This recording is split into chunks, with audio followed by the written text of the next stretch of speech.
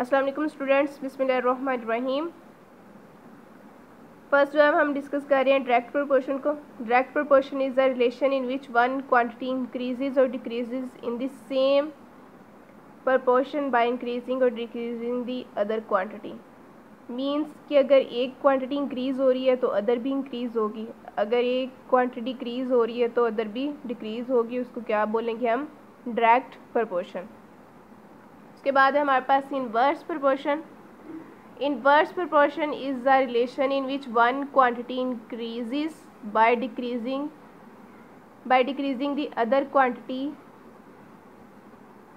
And the same quantity decreases by increasing the other quantity. Means कि अगर एक quantity increase हो रही है तो दूसरी डिक्रीज़ होगी, और अगर एक डिक्रीज़ हो रही है तो अदर जो है वो क्या होगी? डिक्रीज़ होगी। इसको क्या बोलेंगे हम? Inverse proportion. और इसी से रिलेटेड जो है वो हम एक्सरसाइज के क्वेश्चन को सॉल्व करेंगे।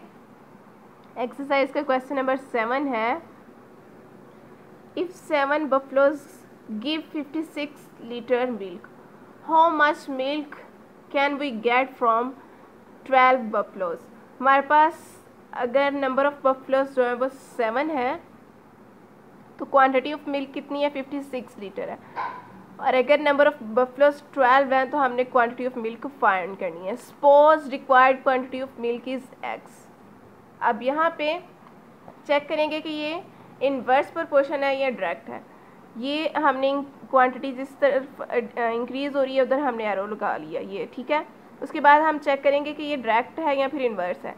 अगर बफलो 7 है तो 56 लीटर मिल्क है। अब बफलोज की तादाद इंक्रीज़ हुई है तो क्वांटिटी ऑफ मिल्क भी क्या होगा? इंक्रीज़ होगा। दोनों चीज़ें इंक्रीज़ हो रही हैं तो इट्स मीन ये डायरेक्ट प्रोपोर्शन का क्वेश्चन है। अगर ये हमने एरो इस तरह से लगाया है तो ये भी इसी तरह से आएगा। अब जिस तरफ जो है वो हमने एरो स्टार्ट किया वो वैल्यू ऊपर आएगी और दूसरी वैल्यू नीचे राइट करेंगे। आप 7/12 इज इक्वल टू है इसी तरह से 56/x, और इसको हम कर देंगे cross multiply. 7 multiply by x is equal to है 12 मल्टीप्लाई बाय 56। अब यहाँ पे 7 मल्टीप्लाई हो रहा है, हमने x की वैल्यू फाइंड करनी है तो दूसरी साइड पे जाके 7 क्या हो जाएगा? डिवाइड हो जाएगा। सो 12 multiply by 6 56/7। 7 1s are 7, 7 8s are 56 और 12 8s are 96। सो हमारे पास जो मिल्क की क्वांटिटी आ गई है वो क्या है? 96 लीटर मिल्क। यही हमने फाइंड करना था। नेक्स्ट है question number 8, a farmer has 8 days food for 33 cows. 33 cows के लिए 8 days का फूड है। He brought 11 more cows. अब उसने 11 और ख़रीद ली हैं तो टोटल जो है वो तादाद कितनी हो जाएगी? पहले 33 थी, अब 11 मोर यानी कि 11 उसमें और ऐड हो जाएंगी तो नंबर ऑफ़ काउज कितनी हो जाएंगी? 44। 11 + 33 is equal to 44। For how many days will the food be enough? तो अब हमारे पास पहले जो है वो नंबर ऑफ़ काउज 33 थी तो फूड इनफ था कितने डेज़ के लिए? 8 डेज़ के लिए। अब जो है वो काउज की तादाद कितनी होगी? 44, और हमने फाइंड करना है कि फूड वही फूड है जो कितने डेज़ जाएगा। सपोज किया कि रिक्वायर्ड नंबर ऑफ़ डेज़ जो है वो क्या है? x है। अगर तो 33 काउज जो है वो फूड ईट कर रही हैं तो वो फूड 8 डेज़ जो है वो जाता है। अब वो ज़्यादा काउज ने खाना है तो डेज़ जो है वो फूड के लिए कम होंगे या ज़्यादा होंगे?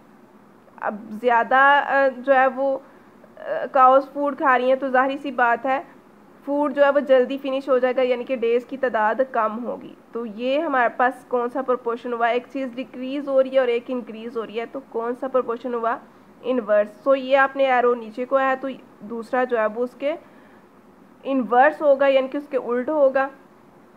तो हम इस वैल्यूज़ को इस तरह से राइट करेंगे 33/44 इज इक्वल टू x/8।